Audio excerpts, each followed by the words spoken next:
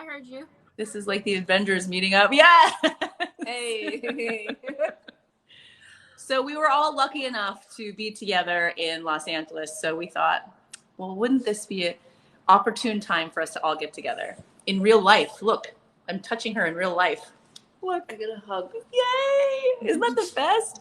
And Evelyn and Miley are literally in the room, just down there. So we thought we'd say hi. I'm gonna close this door because Yeah, I think I know.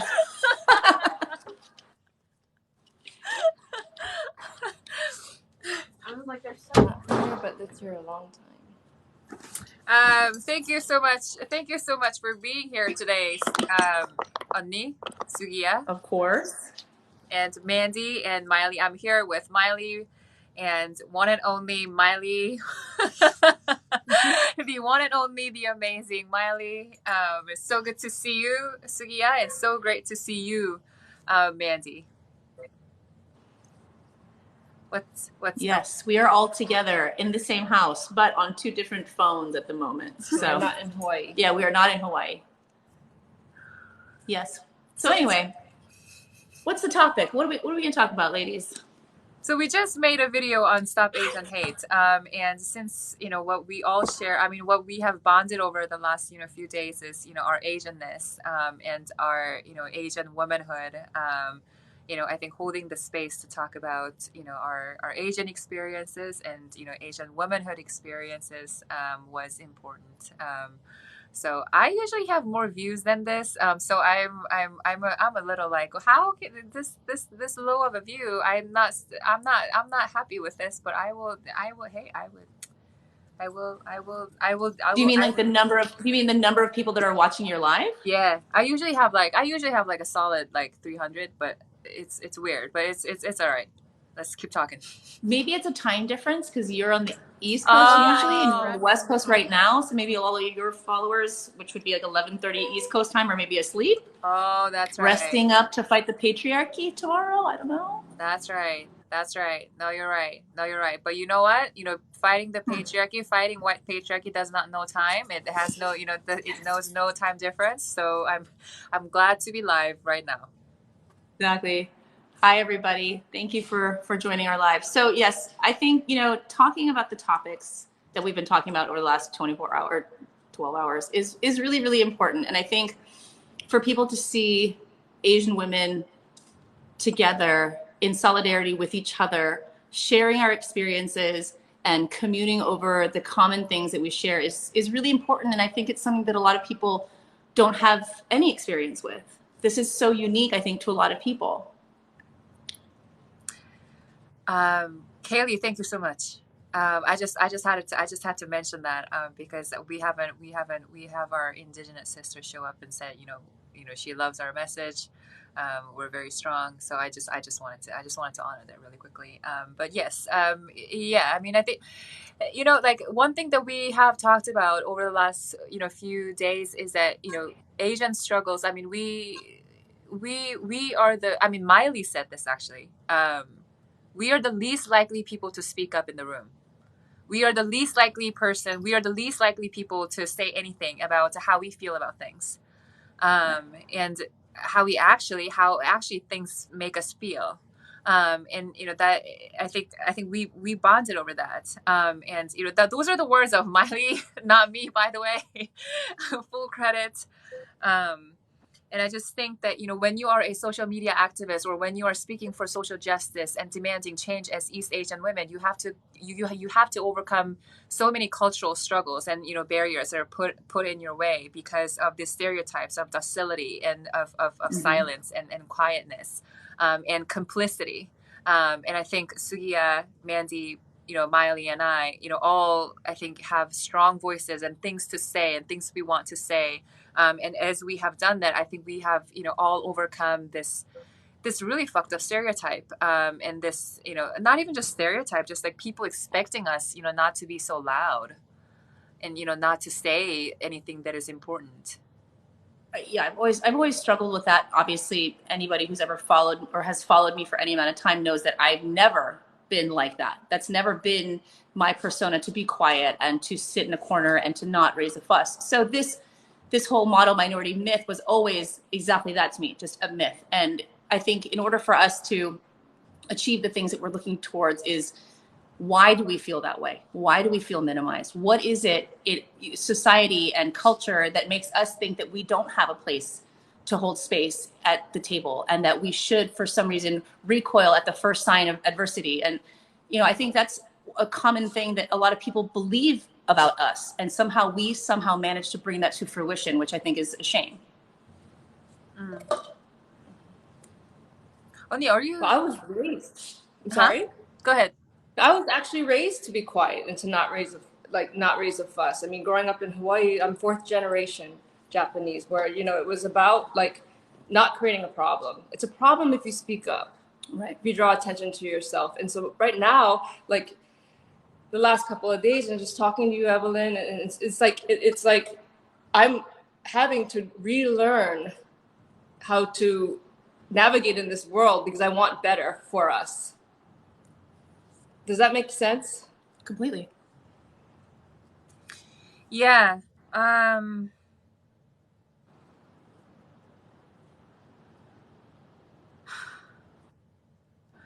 I think the video that we stitched together, I think the why the video, I had such a visceral reaction. Yeah, I had such a bad reaction to that video.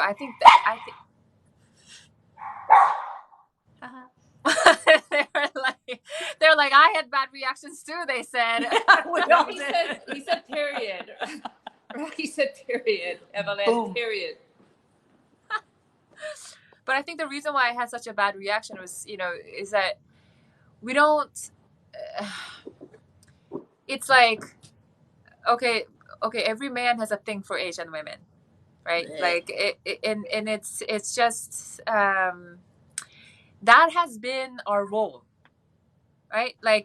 Every man's, object, or every man's fantasy, that's our primary role. That's the way that we were taught. So of course our voice did not matter. And even if we had our voice, it was in the context of men desiring us. So you could be really empowered, but at the end of the day, you would be an empowered sex object. So it really doesn't matter, how empowered and how strong you are, if at the end of the day men are seeing you as an object. You're just a strong object, and we still are not getting the respect as a human being. So it doesn't really make a difference at that point. Well, right. And Aunt Kaylee, she is one of my mutuals and one of my favorite TikTokers. She raises a great point, and she says, for such a diverse nation, we don't know a thing about each other. And I think that is one of the main things that I have a problem with, is that Asian women are this monolith, right? We're all the docile, very submissive, geisha, whatever. And I have been in situations where I've literally had men reach out to try to touch me and be like, oh, you look like a China doll. I'm like, oh God, that's so fucking gross. Don't do that. And when I speak out about it, then I've opened myself up to physical violence. That's right. I've opened myself up to being assaulted. I've opened myself up to, so you really have to straddle this line of okay, well, I have to manage this moment perfectly, because if I don't, I will find myself in danger. I will find myself being accosted by some man at the very least. And if I'm lucky, it's just going to be a verbal assault. And because the expectation is set on us that once we are approached in this manner, that we are to accept it without question, and that we are supposed to allow this invasive interaction, whether we like it or not. And once we stand up against it, like I said, we're just open to this scenario, which can very quickly and easily turn into a nightmare. And I think we have to start nipping those things in the bud before it allows men or emboldens them to take it to that point with women in the real world. Yeah. And if you really think about it, the things that we are demanding from men is not that difficult. Just don't sexualize us.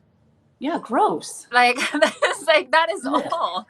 The fact that they are tripping over that and don't want to do it, just don't sexualize us. You don't have our consent. Unless an East Asian woman gives you, no, come and sexualize me. You don't have it. You do not have that consent. The baseline for you should be you humanizing us. And listen to what we have to say. Just care about our thoughts, care about our opinions, care about our hearts, like care about our social justice movement, like care about everything else but our, you know, sexuality. Like it's just that's what we ask for, and we don't get it. Like I just what, like Right. that's incredibly frustrating. And you know, I don't think a lot of people make the connection between you know, every man having a thing for Asian women and Asian women getting killed, because there's a direct link. The reason why we get killed is because we are seen as objects. Like if we don't do something about this attitude, we're gonna continue to be killed because we're not considered human beings. And so you know, people like us, you know, all four of us are like out there saying like, no, humanize us. We're human beings. Do you know what it's been like for us? Like hear our stories. Listen, like invite us to your table, like listen to what we have to say. Otherwise your people are gonna just continue to kill us because we do not matter as human beings. Hello. Totally. Like I mean, I've seen and I think that I'm sorry. And I think the reason I, like you, had such a visceral reaction to the young man's video was to see a young man, a very young man, who's maybe, 16, 17, maybe the most 18, 19 years old, thinking this way. He obviously was conditioned to think that. That's right. Who conditioned you to think this way? Who put this idea in your mind that we are objects to be desired? Where did that come from? Who put this in your mind and into your heart and then now into your actions? And where are those actions going to take you? Because if you don't get the result that you think you deserve, you know, it's like turning an appliance on and off. You expect your appliance to turn on and off when you want it to, when you demand it to. And when it doesn't, you know what I mean? And then you're pushed to a whole different level of, you know, I don't know, rage, contempt, whatever it is you're feeling, you know, because you think you are deserving of that thing and you're not. Yeah, I think young, but he's dangerous. He's the same age as Miley. Is he? Yeah, probably. I would imagine. Yeah, what I was gonna say was, I think that people my age, like I've experienced it a lot from other teenagers that are guys, and a really big way that I feel like they've been introduced to that is because anime has become so popularized in the States, on like a really big level, and I've seen a lot of comments saying that it's mostly white guys and that it's white guys, and I really don't think that's true, because I've heard it from like every kind of guy, and so I think it's problematic when we just stick it on one. Although white men are problematic, when we just stick this problem that's facing women onto just one subgroup of men, it negates any responsibility that anyone else would have. And like even being in high school, I get like that I look like an anime character a lot. Like I get that so often, and how attractive that is. And it's creepy on so many levels, because characters aren't real.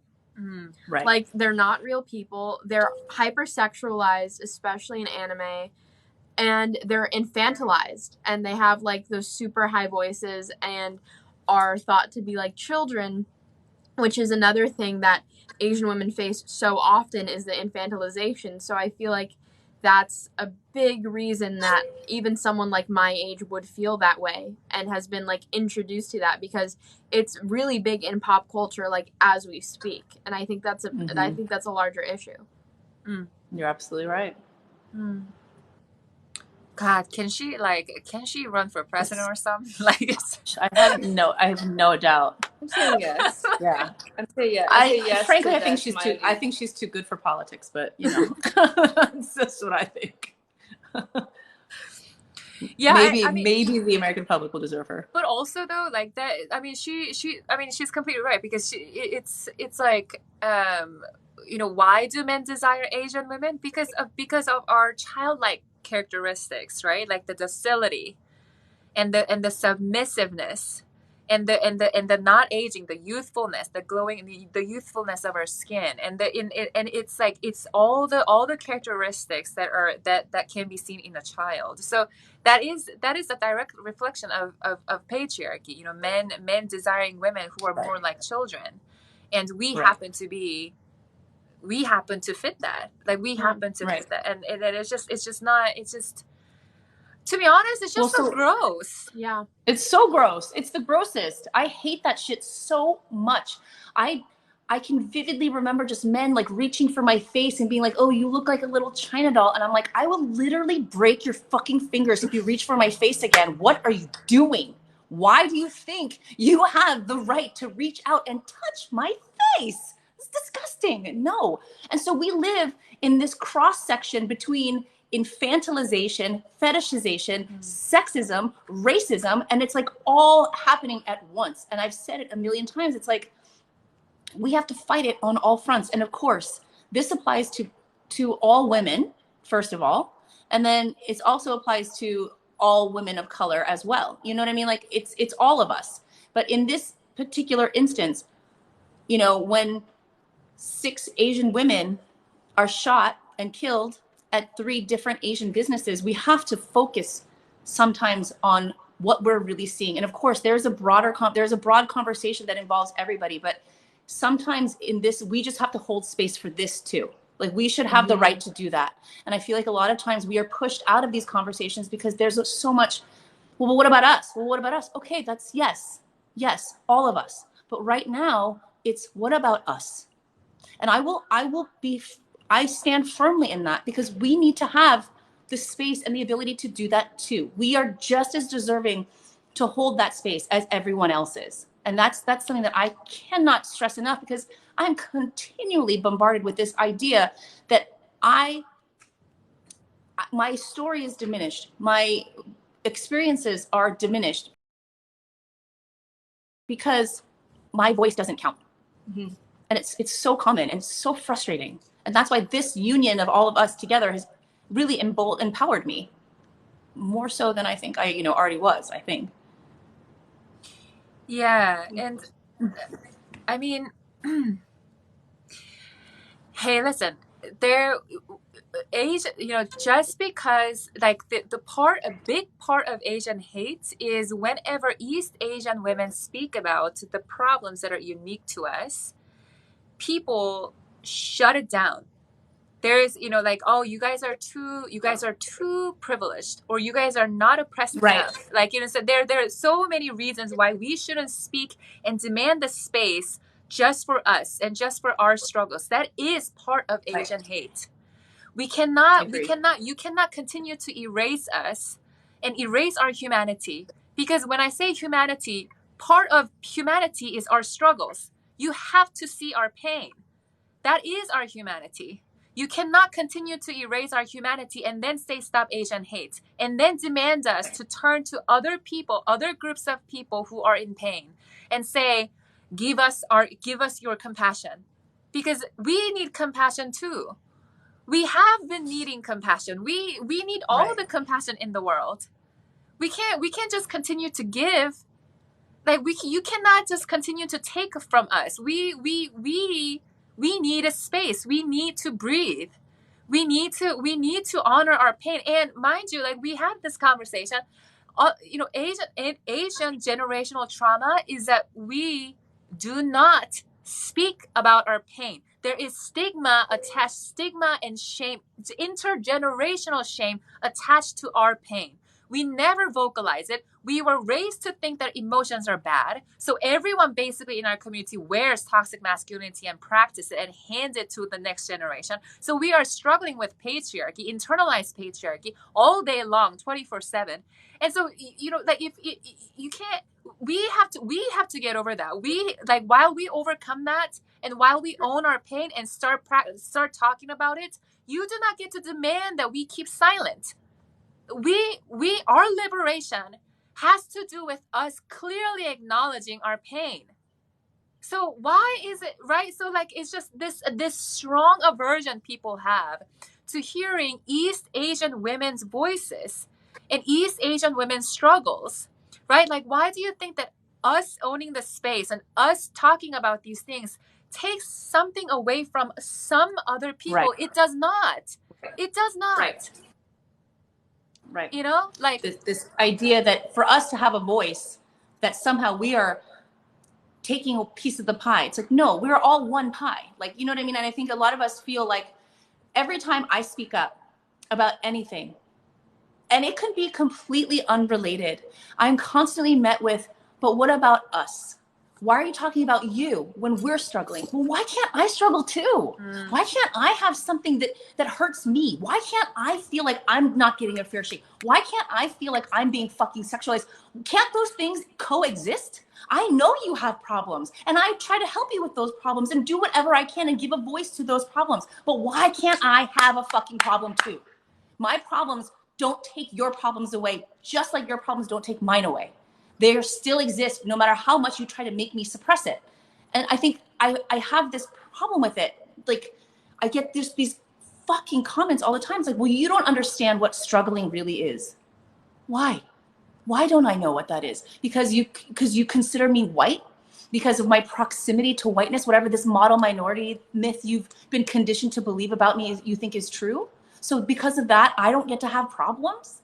And I find it's so frustrating. And it makes me just, I don't know, it makes me just like shut down. Some days I'm just like, I'm going to just shut it all out because I don't want to hear that anymore.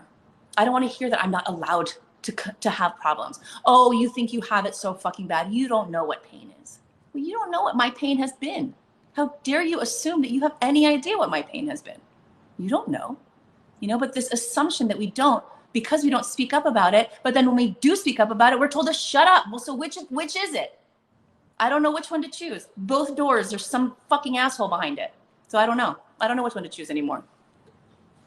Sorry, I got really upset. No, that was really powerful. I was letting you roll with it because I think we all need to hear that. Like, I mean, but it comes down to that, right? Like, why aren't we allowed a space to grieve and to? It was our women. Right. It was our women who got killed. Like, so why are you turning your backs on us? Like, whenever we try to speak about why that happened, we're telling you like why big part of why that happened is because you do not like us when we are in pain. You do not like it. And so you turn your back on us. It happens all the time. All the fucking time. Right. It was our women who got killed. It was our elders who got punched in the throat. Why? Pushed to the ground and killed, murdered. Our people. I don't know. Like it's the day after. This collective aversion to our voice, right? Because this is about liberation, right?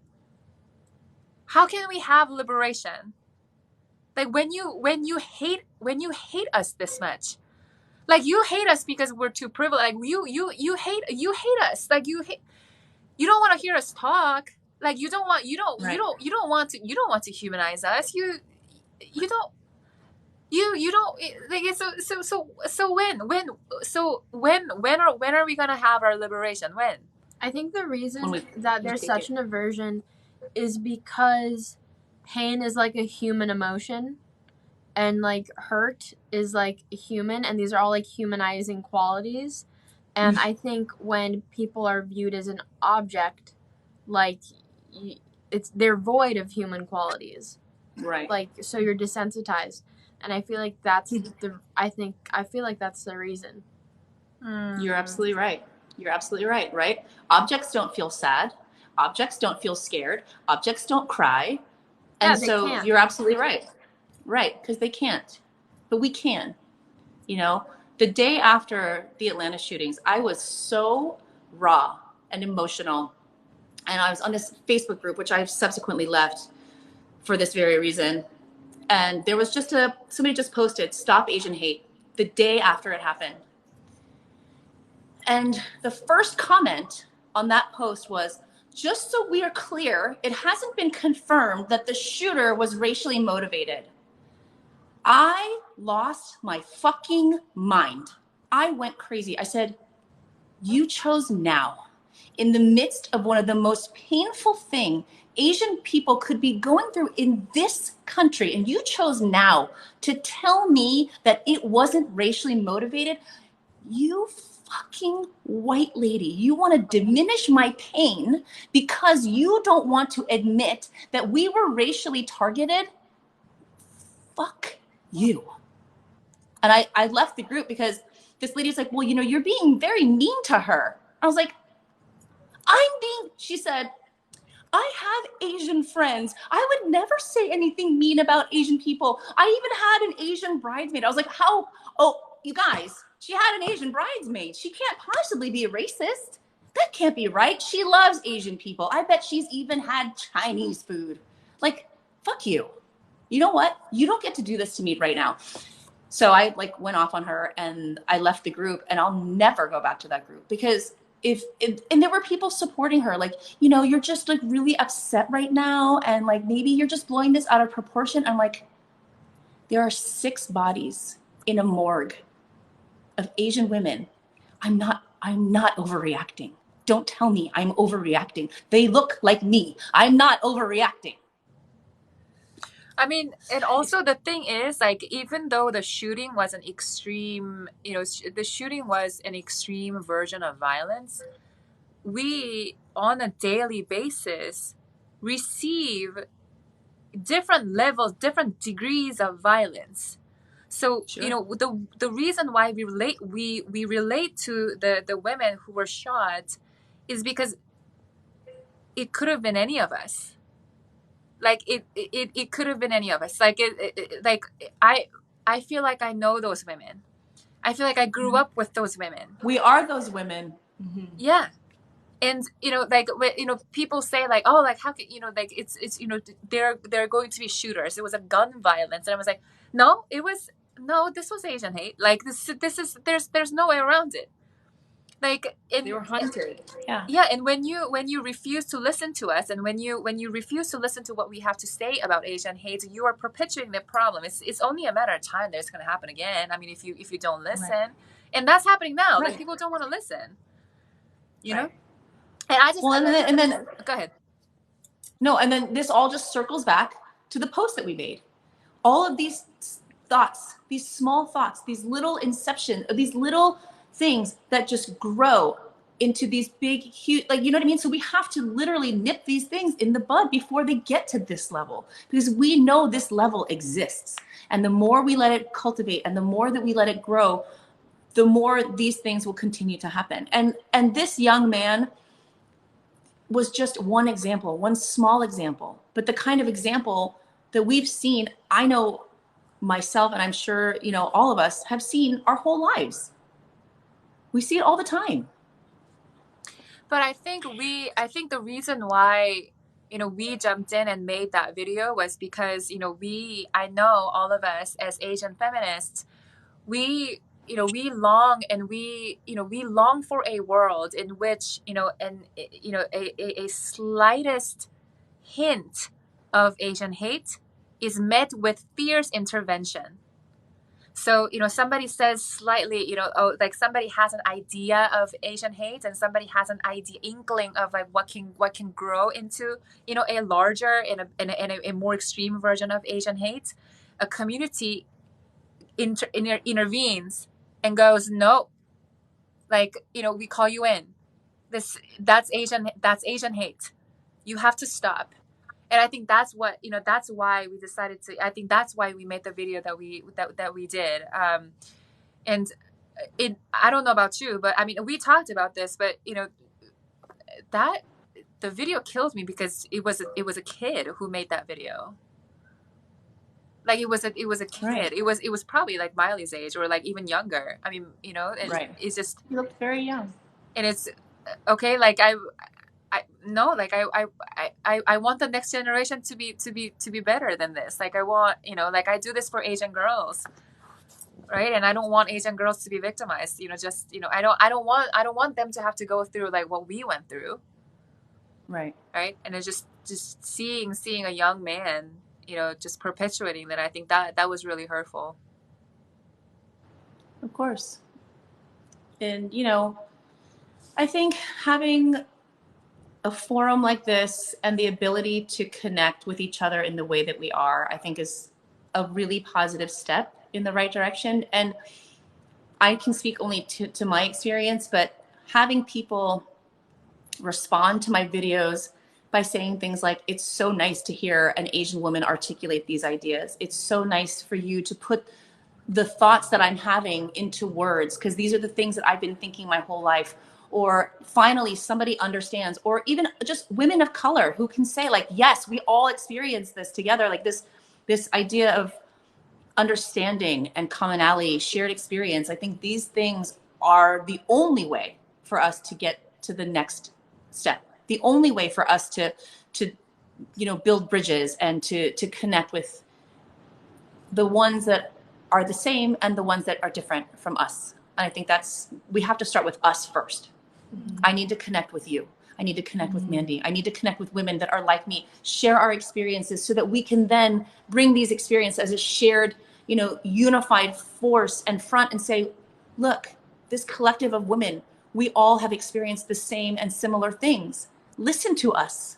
Listen to us. We have something to say. We have a story to tell. And I think joining and galvanizing our voices is it's the only way. It's the only way to be heard. Otherwise we're just yelling out, screaming out into the wind. And I don't want to do that anymore. I also have to tell you, like, Asian hate does not just come from men. Hell no. Like I think that was the, I mean, I don't know about you, but I think the point of the video that we just made, I mean, like the reason why it hurt me so, like, not even hurt, but it's the reason why it was like, oh, this can't go on is because, when like how many comedians, how many female comedians have joked about the fact that Asian women steal their men. Yeah, right? I talk about this all the time. Yeah, like like women's inhumanity to other women. Like the Asian hate, part of Asian hate is that other women being inhumane to us, to East Asian women. Like this resentment, and the jealousy, and that's misogynistic and race. It's racially motivated misogyny, and we just don't have a word for that for Asian women, which is another thing. Like we don't have, the I'm so frustrated by the absence of literatures out there that talk about Asian women's struggles. And I just, you can't, I mean, East Asian women, we are located in such a unique position, in white supremacy and patriarchy, that we are, we can't just talk about Asian hate and say, like, if men stopped watching anime, things will be okay. Right. Because that is not it. It's in everyone. Anti-Asianness lives in everybody, including women. I personally think I get it more from women than I do from men. Yeah. The men are the gross ones. The men are just kind of gross and like call me China doll and whatever. But the women, they try to hurt me. They try to verbally hurt me a lot, and that, again, like you said, stems from misogyny and patriarchy. They are taught to believe that we are just these sexual beings, love you long time, China doll, whatever's, and we're here to just lure their men in. And it's like, it's so crazy. Like, that's not who we are. Like, it's so strange for me to see women treat other women so badly when all women know how bad that feels. Like, what it feels like to be sexualized. What it feels like to be dehumanized. And yet here you are doing it to me in the most painful, hurtful way for me making a post about a basketball player. What? What are you talking about? And they bring it in at any time, whenever they can. I was just going to say, I had a conversation the other day with a woman that's white, and she was like, I hate white men. I hate white men. Like, white men, this and that. And I thought about it. And although white men are the source of many problems, almost all of them, I have experienced racism the most from white women specifically. In my school career, outside of school, for so many reasons, for being Black, for being Asian, but it has been by women, like almost exclusively. Like, I can think of like a couple times that it's been from men, but I think the blame needs to not only be on white men. The blame needs to be on white men, but white women also need to be held accountable. And all women who are not Asian, who think this way about Asian women, need to be held accountable for this behavior, because it is not just white men. And I think that narrative is really harmful because it negates any responsibility that anyone else may have towards Asian women.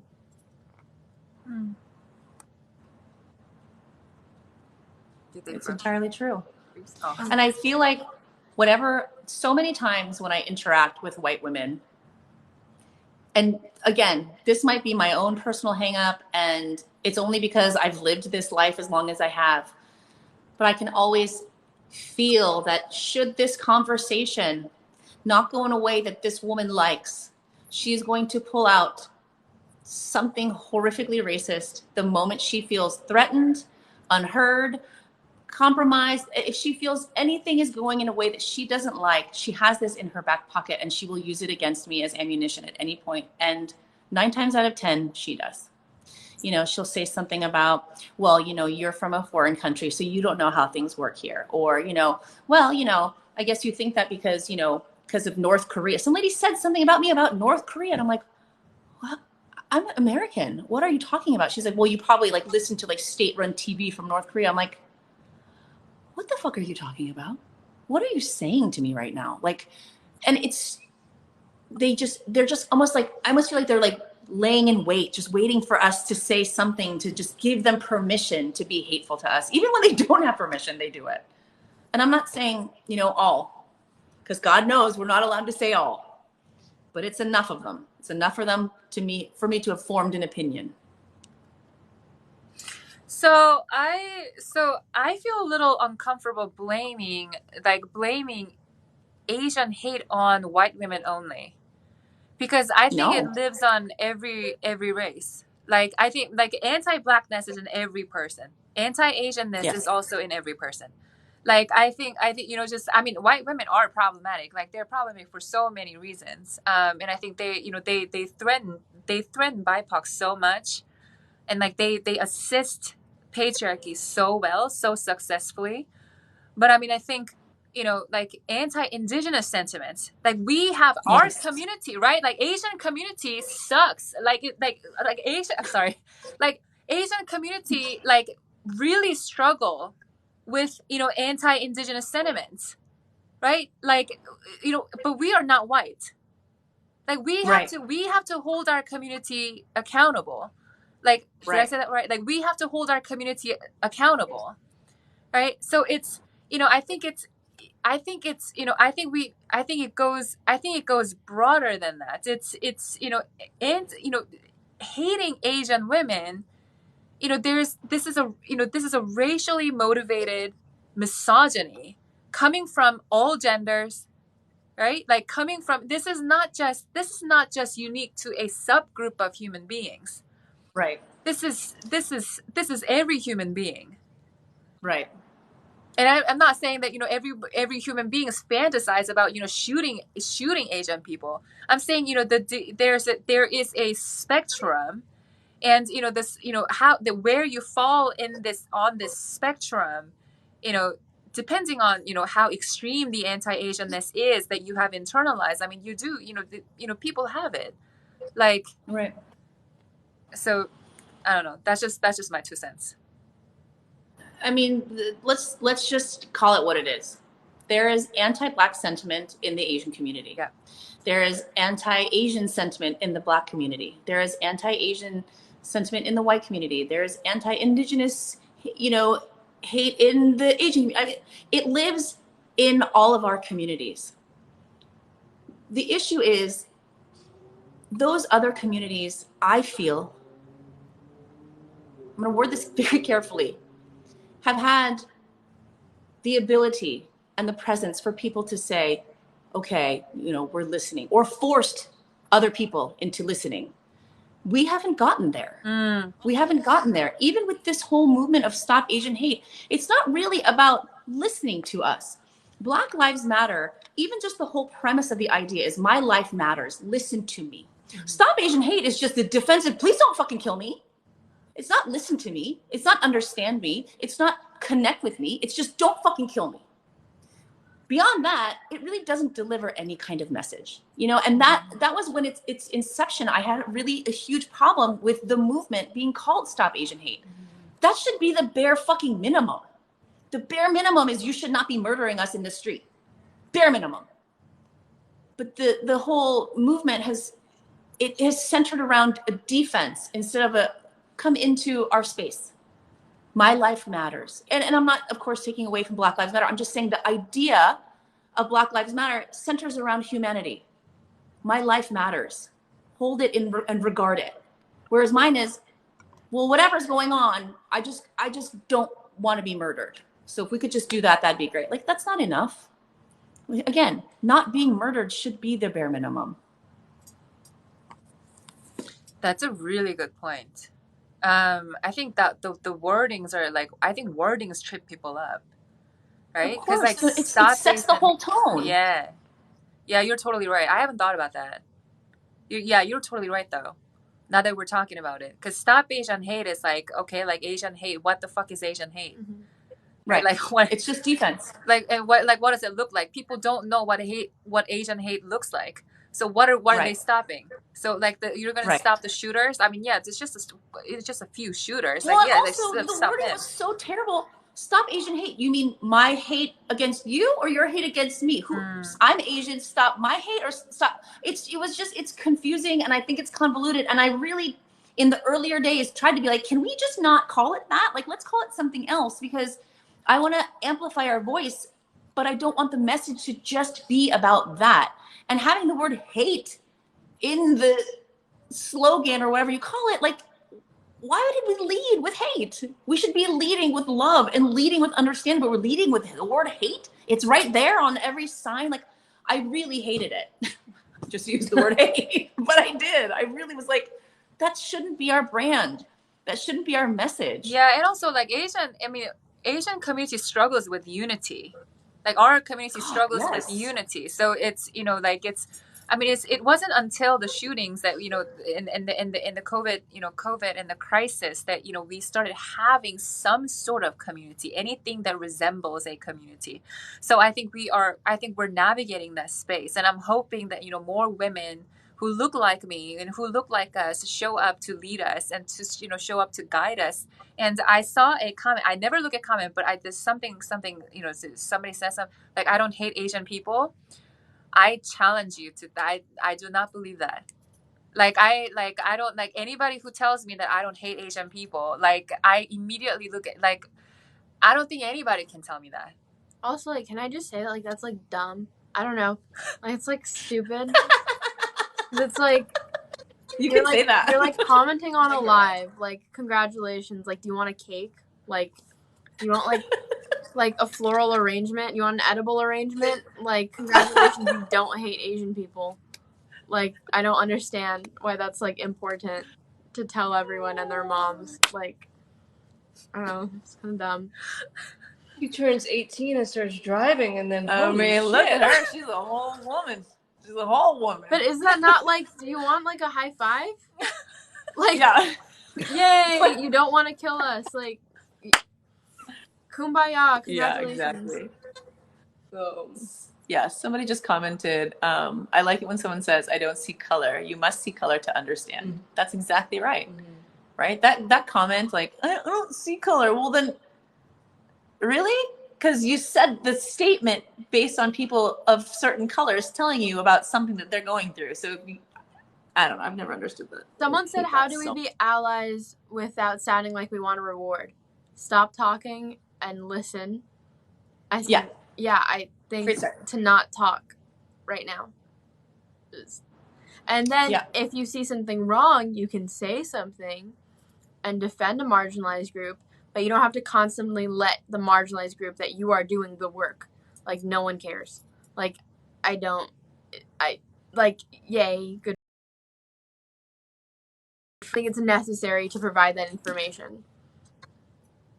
Yeah, well, like, I really, like, I mean, I have I think 3 moderators right now, but like all my moderators know, like, I never look at comments, like, but like that comment just popped up. It's like, I don't hate Asian people. I'm like, Not like I don't know. Like, like I mean, you're commenting on a live, like telling us that you don't hate us. So like I don't know. Like that's just that doesn't Right. that doesn't Right. seem like coming. That doesn't seem like you have a lot of respect. Like when it's like.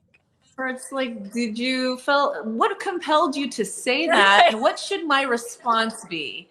Like, Thank you. That's great. I'm so glad to hear it. My so favorite. I guess I can take you off the list of potential murderers. My favorite is when, you know, like when I meet somebody and then it's usually a white man and like they usually go like, oh hey, like my wife is Asian, and I just go like, what, sir, like just like, well, like what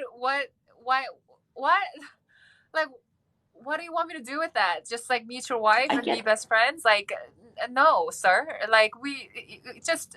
Which is weird because they're always like kind of hitting on you a little bit too, and you're like, that's really gross. Like, oh, you're so beautiful. You remind me of my wife. I'm like, ugh, why are you saying that to me? Like, you're so gross. Ugh. Ew. Anyway. Yeah. But I mean, you know, like I think the Asian community needs all the allies that we can get, because we have so many problems within our community. And, you know, I understand, and I think Miley I think all of us understand that, you know, the role of an ally is not to be a punching bag. So I do think there can be a conversation about, you know, how we treat allies and how we recruit allies and how we, you know. Well, so here's an issue that I have, and I'll be very specific.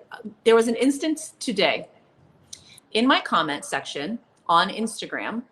A young Black woman said to me, "You don't understand struggles. You're not Black. If you don't like it, go back to Asia." I have it all saved. I said, "Why are you saying that to me? This post had nothing to do with Black and Asian relationships at all." And she says, "I said what I said." I'm like, right, but I'm coming with a follow-up about what you said because I saw what you said. But I'm trying to understand, you know, why you'd say it. And she said, "My people were brought here. You came voluntarily. You can go back home." And in my mind, because you guys, if you're watching, you know my content. My content is, you want to fuck with me, I'm going to call you out. You're going to hear about it, and you're going to see it on my TikTok. But the truth of the matter is, I'm afraid to do that. I'm just being honest. And if anybody knows me, it's just, I cannot not be honest. It makes me very nervous to do that. I don't want to make a misstep. I don't want to say something wrong because I deeply respect the Black community. I deeply respect the movement. I deeply respect and hold space for their struggle and for their lives and for all of these things. But if I speak up against a Black woman, am I somehow diminishing that? Am I now a target for hate because of it? Am I now not a good ally because I'm calling it out? But no, I should call it out because bad behavior is bad behavior no matter who it's from. But all of these thoughts start swirling around in my mind, and I'm like, I don't know how to navigate this particular instance because I am truly, I'm being honest, I am scared. I'm scared to speak up about it because I know what happens even when I don't speak up about it, I get hate. So what's going to happen when I do? You know, and it's something that I've struggled with this whole day. Thank you. I'm scared for you. Right. When you told me that, I'm like, I'm scared. Don't do anything. Right. And that's what we're taught. Don't do anything. Say nothing. Ignore it. But why should I ignore that? Why should I ignore somebody saying something so hateful to me? Why should I? If it was a white woman and she said, go back to Asia, I'd be all over her fucking ass. But I'm afraid. I'm afraid that if I do, people are going to tell me that I shouldn't have spoken out against a Black woman because I'm an ally. So I don't know. It's such a blurry line for me because I would want to be called out if I was doing something. I think the woman in your comments, it's like incredibly ignorant and hateful and terrible. And I think oppression Olympics are never helpful because although they're like the Asian experience and Black experience with some stereotypes can be intertwined and juxtaposed to each other, it's in any way it's hateful to compare pain and struggle. And so I think defending yourself is fine, but I also think it's important to know where the Asian hate within the Black community stems from, And Yes. and you can defend yourself. I just think it's important to understand. And that is an incredibly good point. And it is definitely something that I thought about too, because I do firmly believe, I understand, because the next comments are usually, well, what about how Asian women treat us in their businesses? What about how we're treated by Asian people? I get that. And that's why I also struggle with it. There is a dark history there. And I understand that. And history that's existing right now. So I get that. And that was also part of my struggle. I understand that she is probably experiencing some degree of pain, and I get that. And so speaking out about it is like, well, I don't want to do it's so ironic. I don't want to diminish her pain by speaking about mine. There's this like slippery slope, and it's like I don't feel like I can, and I don't want to say the word win, but I don't feel like I can really, I don't know how to make a difference there. Right. There's no, you feel like there is no right way to honor your pain and hers. Right. Right. Because it's yeah, I understand what you're saying. Like, it's being, bro, like It's so complicated.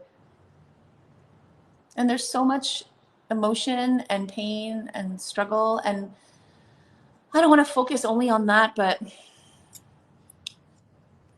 I don't know. It's so complex. I think with a lot of hate from other minorities, like specifically that I've experienced for being half Asian and Black, the what I've experienced from the Black community is mostly it's not about you, like it's not about you, the person. It's about the things that this marginalized group has been told over and over again in order to diminish their humanity in comparison with Asian people. And for me, like in comparison with mixed people being more conventionally attractive or not being Black enough and those things. What was told to you was not you specifically. And right. It is at the concept of Asian people constantly being upheld within the Black community as better, more desirable, objectified. But that is what I've experienced mostly, and I have to remember that it's not, I did not, like, you did nothing. Like, it's not about you, which doesn't make it any less hurtful. But I think when you take it into a bigger context, right? Like, bigger picture, it can soften the blow a little bit, because when you think about it in a historical context, you're like, I see why this person, genetically traumatized, right, would say these things. It's terrible, it's hateful, and it's not right, and they shouldn't have said it at all.